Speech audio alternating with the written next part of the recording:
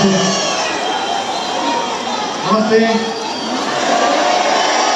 नमस्ते नबोलौँ भन्छु बोल्ने दिन आइहाल्छ है। यस ऐतिहासिक राष्ट्रिय स्वतन्त्र पार्टीको पहिलो महाधिवेशनमा उपस्थित पार्टीका सभापति अधिकारी साथीज्यू, विशेष अतिथिका रूपमा आउनुभएका पूर्व प्रधानमन्त्रीज्यू, प्रमुख प्रतिपक्षीय दलका सभापतिज्यू तथा सम्पूर्ण विशिष्ट अतिथिहरू, पार्टीका पदाधिकारीहरू, मन्त्रीगणहरू, सांसदज्यूहरू तथा उपस्थित सम्पूर्ण देशप्रेमी राष्ट्रिय स्वतन्त्र पार्टी प्रेमी सबैलाई हार्दिक शुभकामना दिन चाहन्छु।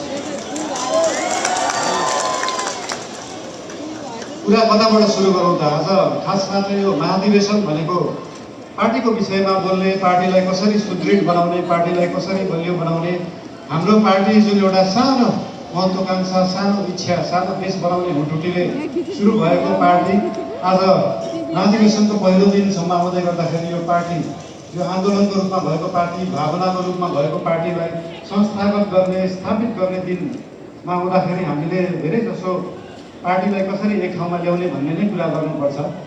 आज विभिन्न विशिष्ट अतिथिहरूले विभिन्न सल्लाह दिनुभएको छ, शुभकामना दिनुभएको छ, सुझावहरू पनि दिनुभएको छ, चिन्ता पनि लिनुभएको छ।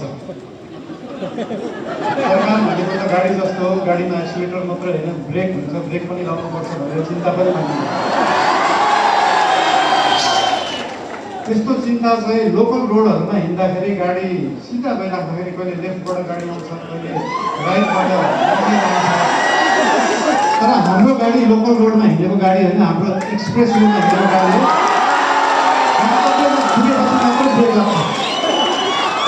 गन्तव्यमा पुग्नुभन्दा अगाडि ब्रेक लाउनु जरुरी हुँदैन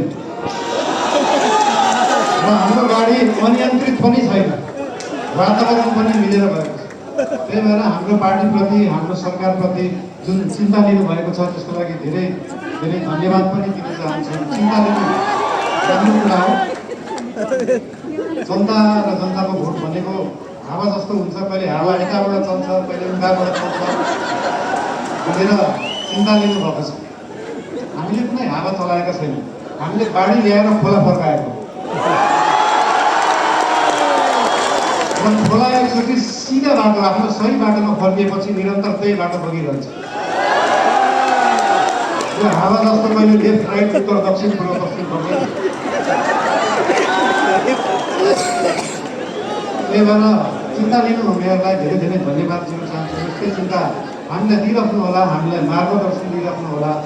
मेरो एकजना अनन्य मित्र उहाँले हुनुहुन्न, उहाँले सधैँ भन्नुहुन्थ्यो मलाई, मैले म्युजिक गर्दाखेरि, मालिन स्पटलाइटमा आउन सहज हुन्छ तर त्यो स्पटलाइटलाई मेन्टेन गर्न गाह्रो हुन्छ सधैँ। त्यस्तै चिन्ता आज यहाँ हाम्रा आदरणीय नेतागणले पनि लिनुभएको छ। त्यो स्पटलाइटमा राष्ट्रिय स्वतन्त्र पार्टी आएको छ, द्वितीय आएको छ, यो मेन्टेन गर्न गाह्रो हुन्छ। तर यहाँहरू सबैलाई म के भन्न चाहन्छु भने हामीले स्पटलाइटमा हामीले ल्याएको होइन, जनताले ल्याएको र जनता सधैँ स्पटलाइटमा थियो, स्पटलाइटमा छ, स्पटलाइटमै रहन्छ। हामीले दिएको प्रकाश नेतालाई दिएको प्रकाश होइन, हाम्रो सूर्य नेताप्रति मात्रै चम्किँदैन, हाम्रो सूर्यले जनतालाई प्रकाशित गर्छ। त्यही भएर यो जनता सधैँ अगाडि बढ्छ। र आज पार्टीप्रति आज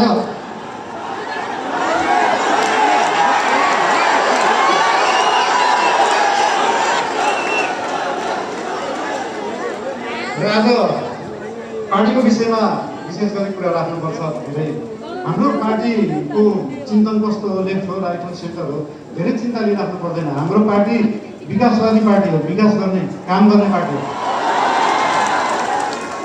हाम्रो पार्टी अगाडि बढ्ने पार्टी हो। हामी प्रतिशोध साध्ने, पुरानो कुरा लिएर न्यू खोज्दै बस्ने होइन।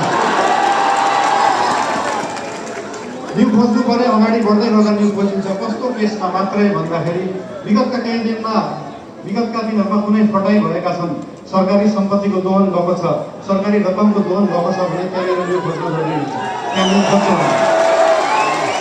र त्यो न्यू खोज्दै गर्दाखेरि अख्तियारलाई 5 घण्टा सोधपुछ गर्नुपर्छ, सरसल्लाह लिनुपर्छ भने हामी 5 घण्टा मात्रै 5 वर्ष 5 वर्ष अप्ठ्यारो राखेर सरसल्लाह गरिन्छ। त्यसमा चिन्ता लिइराख्नु पर्दैन। हामीले नियम कानुन मिच्दैनौँ, नियममा बसेरै काम गर्छ, नियमभन्दा बाहिर जाँदैनौँ। हाउभाउ हेर्दाखेरि यस्तो सोसियल मिडियाहरू हाउभाउ हेर्दाखेरि अलिकति अनियन्त्रित देखिएला, त्यो देखिएको मात्रै हो। सबै चिज नियन्त्रणमा छ, कुनै चिज आउट अफ कन्ट्रोल गएको छ। चिन्ता कुनै विषयमा लिनु पर्दैन, सीमाको विषयमा पनि चिन्ता लिनु पर्दैन। हामीले सीमाको विषयमा बोल्दाखेरि पक्कै पनि जुनसुकै देशसँग सीमाको विषय कुरा गर्दाखेरि उहाँहरूले पनि आफ्नो आपत्ति जनाउनुहुन्छ। आपत्ति जनाउनुको मलाई अचम्म लाग्यो। ल ठिक छ, तपाईँहरूसँग प्रमाण छ भने ल्याउनुहोस्, हामीसँग त प्रमाण छ, हामीसँग कालापानी एग्रिमेन्टको प्रमाण छ।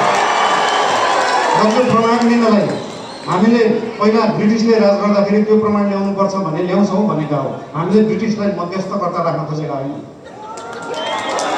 हामी हाम्रो छिमेकीहरूसँग आफै कुरा गरेर मिलाउँछौँ। हामीसँग प्रमाण छ र हामी ल्याउँछौँ, त्यो कुरा गरिएको हो। यसलाई आशंका मान्नु पर्दैन।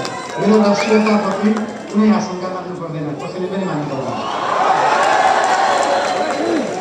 र विशेष गरी पार्टीको कुरा गर्दाखेरि पार्टीको महाधिवेशन चल्दैछ आज, भोलि पर्सि, भोलि चुनाव होला। र पार्टीको महाधिवेशनमा पहिलेदेखि एउटा हाम्रो संस्कार चाहिँ कता कता बिग्रिएको थियो।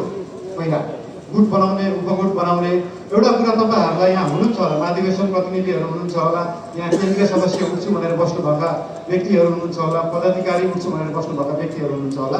तपाईँहरूलाई एउटा कुरा स्पष्ट के भन्न चाहन्छु भने एउटा राम्रो नेता बन्नलाई, एउटा राम्रो राजनीतिज्ञ बन्नलाई जनताको आस्था, जनताको माया जित्नुपर्छ, कुनै समूहको माया हुँदैन। त्यही भएर समूह बनाउने पछाडि नलाग्नु होला। त्यस्तो बिउ अहिले नै नरोप्नु कि त्यो बिउ भोलि रुख बनेर बिचबाट फाड्नु पर्छ। त्यही भएर यस्तो बिउ रोप्ने काम, यस्तो रुख बनाउने कामहरू हामी चाहिँ नगरौँ। हामीले पुरानाहरूबाट सिक्नुपर्छ।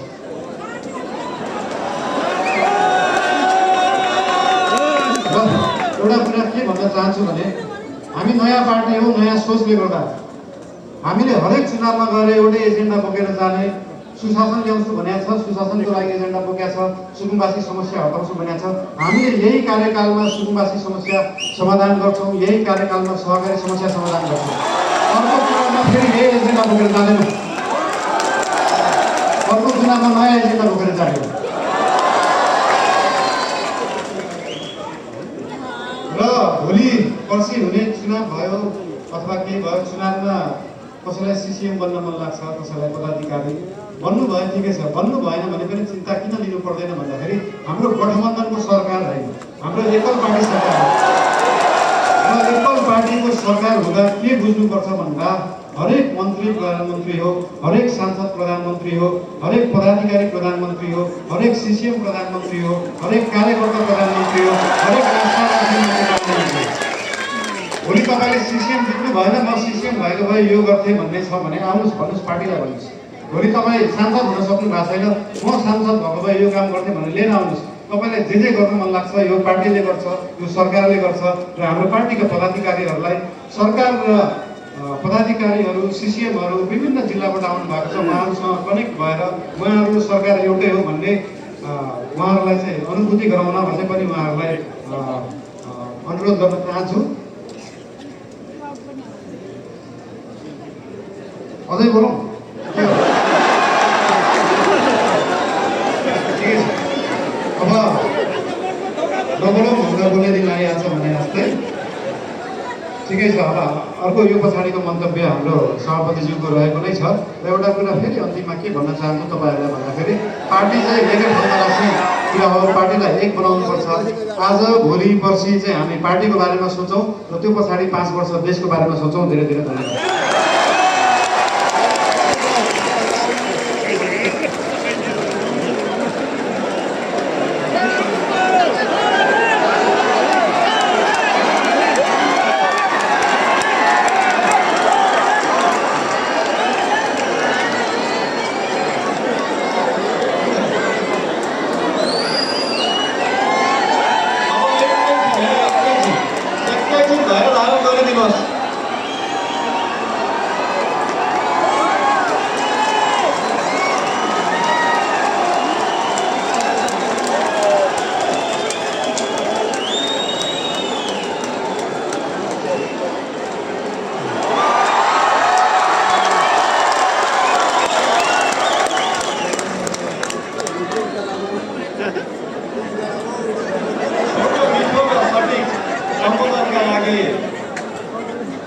एमालेका वरिष्ठ नेता तथा समाज